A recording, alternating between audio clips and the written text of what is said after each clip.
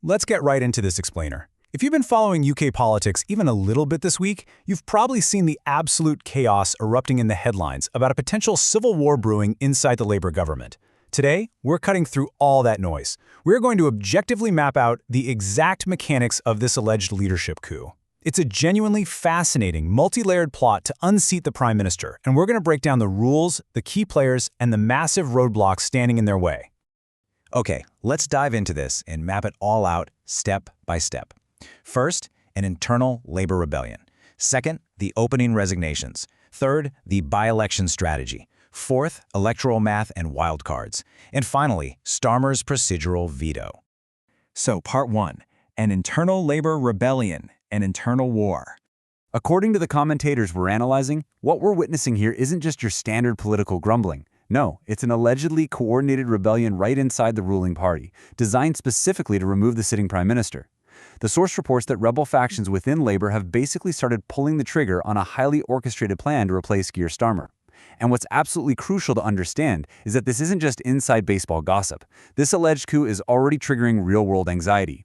You can literally see the impact playing out in the economy. The broadcaster noted that the moment these rumors hit, the mere idea that the Prime Minister might be forced out, the British pound tanked to a one-month low. Markets inherently crave stability, right? So the perceived instability of a government at war with itself, combined with the sudden potential of a prime ministerial resignation, caused an immediate economic reaction. The stakes here are very, very high. Moving on to part 2, the opening resignations, the first moves on the board. So the first major domino to fall, at least according to our source, was the sudden resignation of Health Secretary Wes Streeting. And his resignation letter was pretty brutal. He stated, "Where we need vision, we have a vacuum. Where we need direction, we have drift." He explicitly called for a battle of ideas about what comes next. But what's really interesting is the stark contrast with Prime Minister Starmer's response. Starmer didn't take the bait. He didn't engage with the critique at all. Instead, he issued a steadfast, business-as-usual reply, thanking Streeting and insisting the government just needs to deliver on all the promises we made. But here is the massive twist. The commentators point out that pretty much everyone expected Wes Streeting to immediately launch a formal leadership challenge. Well, he didn't.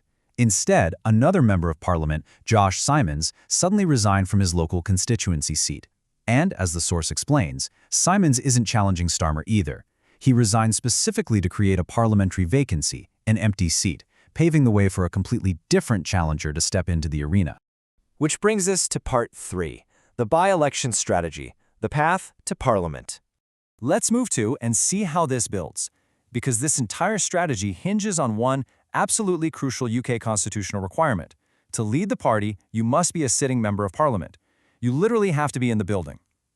And the Rebels' chosen challenger is Andy Burnham, the mayor of Greater Manchester, meaning he's currently not an MP. So the source outlines this elaborate 4-step playbook. Step 1, a sitting MP, Josh Simons, resigns. Step 2, Andy Burnham swoops in to run for that newly vacated seat. Step 3, Burnham actually has to win that local by-election. And only then, Step 4, he can return to Parliament and officially challenge Keir Starmer for the leadership. Our source actually provides Burnham's exact rationale for making this dramatic comeback. Burnham argues he left national politics 10 years ago because the system was failing. He points straight to his track record as mayor as proof of his competence, specifically highlighting things like bringing buses under public control and capping fares at £2. His ultimate pitch? He wants to return to Parliament to apply those successful regional changes to the entire United Kingdom. He's effectively positioning himself as the competent outsider riding back into town to fix the national mess. All right, Section 4, electoral math and wildcards. Now, what's really interesting about this data is the why. Why go through this incredibly convoluted process just for Andy Burnham? Well, the hypothetical internal polling reveals exactly why. He's the chosen champion.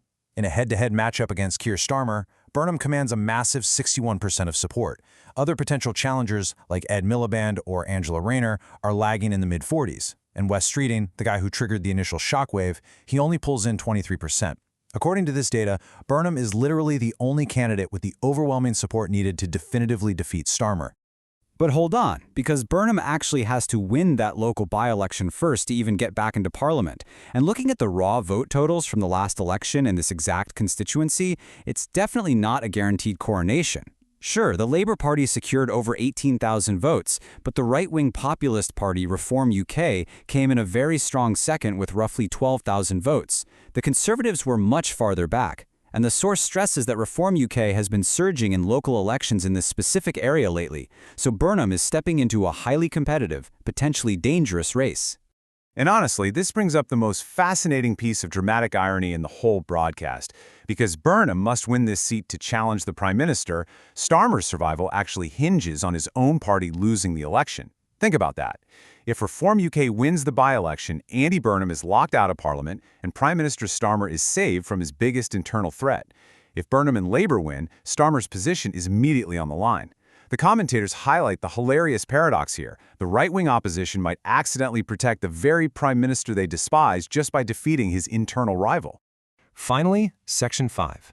Starmer's procedural veto, Starmer's defense. To understand how Starmer fights back, we need to quickly talk about the NEC, the National Executive Committee. As you likely know, the internal politics of the Labour Party grant the NEC immense power. Specifically, they hold the absolute authority to vet, approve, or completely block individuals from standing as parliamentary candidates. Now, the broadcast claims that Starmer, who allegedly controls the NEC, has found a highly specific loophole to trap Burnham.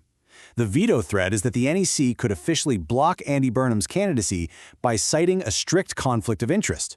Because Burnham is currently a sitting mayor, party rules could theoretically be interpreted to say he cannot simultaneously run for parliament. It's a procedural roadblock, entirely designed to stop the coup before a single vote is even cast. All of this means this political chess match is playing out on an insanely tight timeline. The source maps it out like this. Today, Burnham formally requests NEC permission to stand. Over the next few days, the broadcast predicts Burnham might actually just resign as mayor entirely, preemptively removing that conflict of interest excuse so the NEC can't use it. And all of this barrels toward Tuesday, which is when the NEC makes its final binding ruling on whether Burnham is actually allowed on the ballot. So, taking a step back to look at the anatomy of this alleged coup, what does this all mean? We really have to ask, does this incredibly complex maneuvering represent a necessary debate of ideas to correct the course of a nation, like the rebels claim, or is it just a symptom of a political system entirely consumed by internal factionalism and procedural games? Whatever the answer is, the raw mechanics of how power is challenged and defended are playing out right in front of us. Thank you for joining me for this explainer, and we'll see you next time as we continue to break down the strategies shaping our world.